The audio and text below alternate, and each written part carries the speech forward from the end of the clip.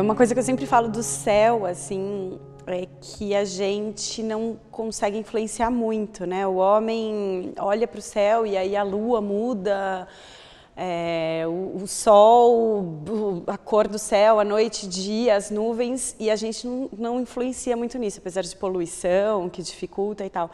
Então, para mim, o lúdico vem muito disso, de você se inspirar em algo que a gente não pode interferir. A gente interfere hoje em quase tudo na vida, na Terra, em tudo que a gente faz, e o céu é algo que abre para a gente essa inspiração e essas possibilidades todas nesse olhar e tal. Então, a primeira coisa que me vem quando eu penso em céu, em nuvem, é muito isso, assim, de algo que a gente não interfere tanto quanto o que está aqui embaixo. O céu e a nuvem estão ligados ao mistério, né? Sim. Eu lembrei de algumas coisas. O povo Pataxó, por exemplo,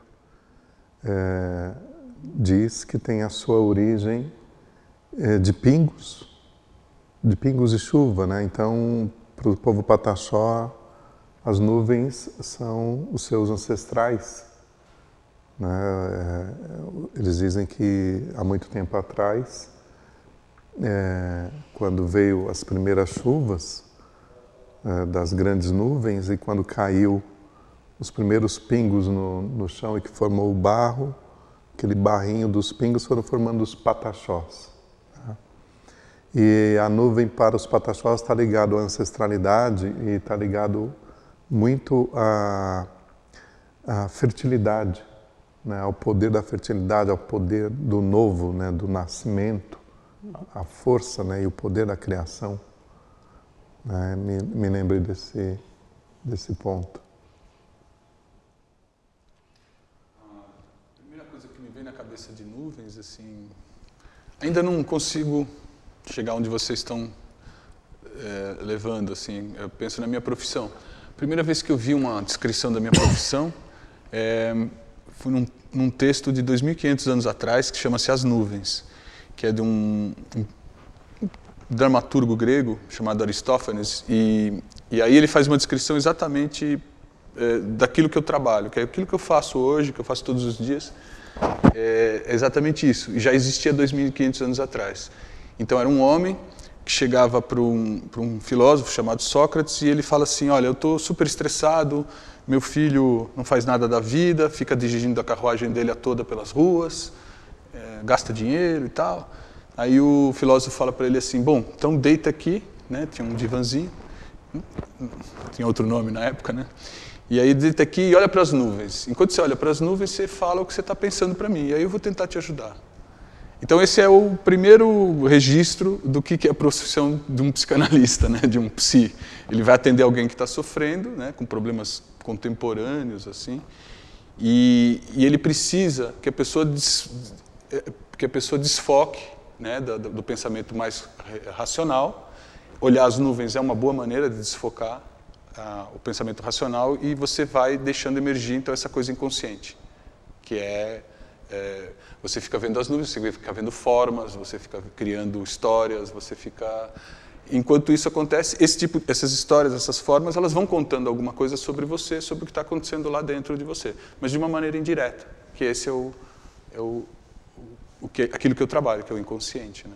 Mas, na verdade, você estava totalmente no mesmo lugar que a gente, eu acho, com esse raciocínio, porque é um pouco isso, né, do céu que te leva ao mistério e à inspiração do inconsciente. Acho que é bem... bem lembrado. Tem esse gancho. Bem lembrado. Bem lembrado. Tem uma questão também que está presente nas culturas ancestrais, que é assim, ao que parece, as nuvens é algo aleatório. Não só as nuvens, como os ventos, né? Algo aleatório, algo casual. Mas para as culturas ancestrais, não. Existe ali, pode chamar de divindades ou deuses, mas o que isso está querendo dizer é que existe ali uma inteligência, né? Um grupo de inteligências e circulando com objetivos bem claros, embora não sejam claros para nós que ficamos olhando as nuvens, né? Mas para as nuvens, para os povos, elas estão desempenhando tarefas profundas, claras, precisas, não estão ali aleatoriamente, né? Me lembrei de uma coisa também chamada, que os pesquisadores, né, chamaram de os rios voadores, que tem a ver com as nuvens, né? Que é aquela questão de identificaram de que determinados ventos na Amazônia sopram a umidade da Amazônia e de alguma maneira a rota dos ventos ao bater nas paredes dos Andes traz aquelas umidades todas na forma de nuvens para toda uma circulação que passa inclusive por São Paulo. Inclusive, há algum tempo atrás, na época da falta das águas, né, já havia uma sabedoria científica, não é uma sabedoria, dizendo que o fato de haver desmatamento na Amazônia e ter mudado a circulação dos ventos prejudicava esses rios. O caminho das nuvens e prejudicou os rios e isso causou aquele transtorno, né, que é aquele problema da cantareira. Esse processo, na verdade, levou entre 20 e 30 anos de desmatamento para causar... Não, e deve ser desmatamento e derretimento de geleira e, enfim, Sim. As ondas de calor, de frio que vem, né, influenciam completamente quando tem desmatamento. E isso nos leva, né, a colocar, realmente eles não estão ali à toa, né? A nuvem não está passando à toa, né? Elas têm um propósito, né? Sim. Isso é bonito também de pensar dos povos, assim, que antigamente se guiavam muito, muito pelo céu, pelo que o céu falava, né? A lua, o sol, as estrelas, as constelações e tal. Fiquei aqui pensando como que algo que é muito mais passageiro e transitório ali, nisso que mais ou menos estático, assim, tem uma regra, interferia nesse olhar, né, desses povos antigos das nuvens. Então, daí devem vir mesmo essas crenças de deuses ou de rios voadores ou dessa influência do que influencia na gente. E existem pessoas que sabem ler nuvens, né? A posição das nuvens, o movimento delas, a maneira como elas parecem, tem uma leitura, né, de nuvens, né? Uma vez eu estava numa cidade aqui próxima, né, em Bugaçu, e um senhor roceiro, né, ele olhou assim para o céu e um grupo de nuvens se configurou atrás de uma montanha, formando como se fosse um véu. Aí ele disse para mim, tá vendo aquilo ali, ó, o véu quando fica o véu da noiva, é porque vai chover daqui a 3 dias. Então, ao olhar a posição da nuvem, a forma que ela adquiria, ele sabia quando que ia chover, né? E realmente choveu, né? No período que ele falou, pelo desenho da nuvem, né? Mas é como quando a gente está viajando de avião e você olha pela janela, você consegue ver camadas de nuvens, né?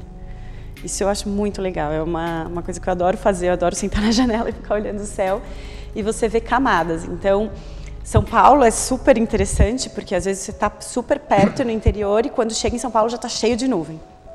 E aí você vê, eu sempre fico tentando adivinhar como está o clima embaixo dessas nuvens. Então, tem a nuvem que fica por cima e você fala, nossa, eu estou aqui em cima das nuvens e mesmo assim tem nuvem. Tem aquela que você está voando e o céu está azul, azul, azul e embaixo está cheio de nuvem. Deve estar super nublado, chovendo se bobear embaixo, mas em cima está limpo.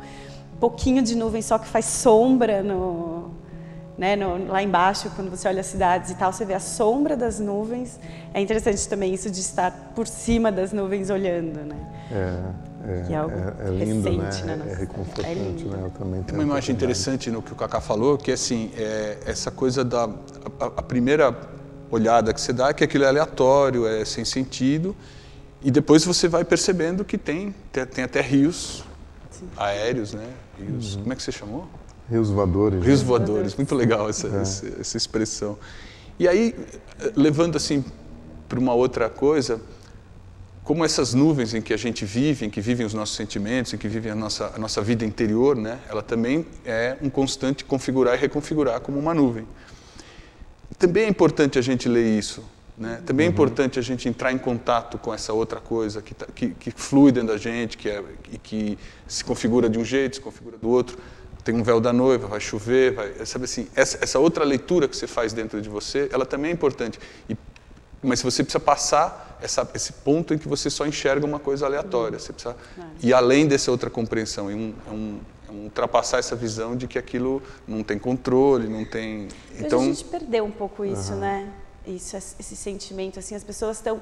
Eu, pelo menos, sinto isso, que existe um movimento de busca, de reconexão com tudo isso, com esse... Um olhar contemplativo. Contemplativo, exatamente. E contemplativo, essa é a palavra. Que você olha para o céu tranquilamente.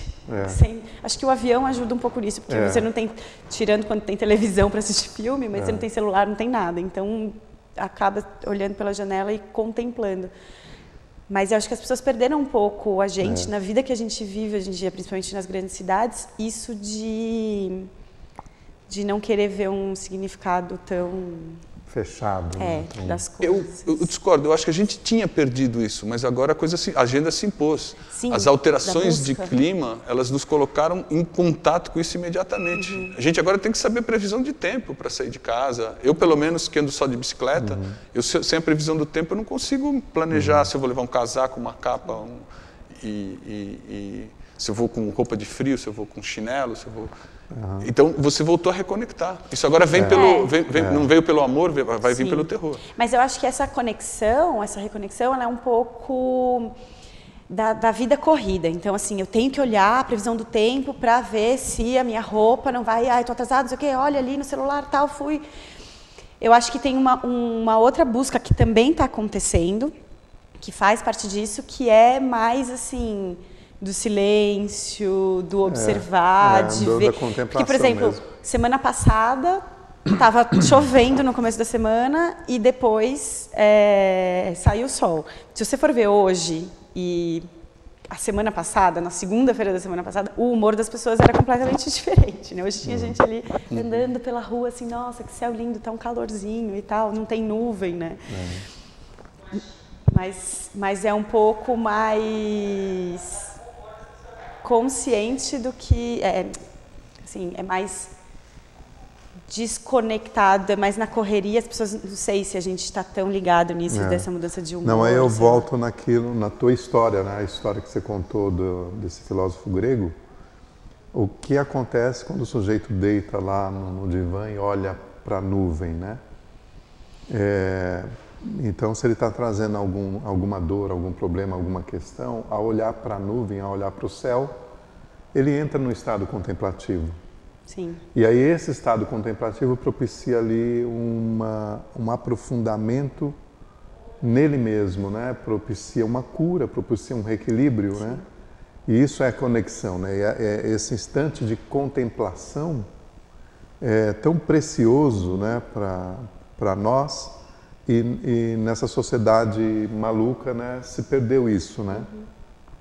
Aquele sujeito que olha a nuvem sabe quando vai chover, né? Para muitos ele é visto como um sujeito folclórico, né? Sim. Mas na verdade é um sujeito integrado, né? Integrado. E tem isso também dos horizontes, né, das cidades grandes. Sempre que eu saio, ou vou para a praia, ou vou para uma montanha e tal, eu olho e penso, a gente não tem horizonte. Em São Paulo, assim, é muito difícil você ter uma vista com horizonte, tirando alguns lugares que você veja longe, que você enxergue. Então, fica mais difícil ainda ter esses momentos de contemplação. Aí tem que ir para a meditação, fechar o olho e falar, imagine um céu azul, uma floresta, uma água. E as nuvens passando. E as nuvens passando. Aí você fecha o olho para imaginar algo que está ali, né? E que a gente poderia acessar mais fácil. Muitas práticas de meditação sempre pedem para imaginar o céu, a nuvem, as cachoeiras, que a gente não consegue ver, né? Sim, que a gente perdeu, né? Essa conexão.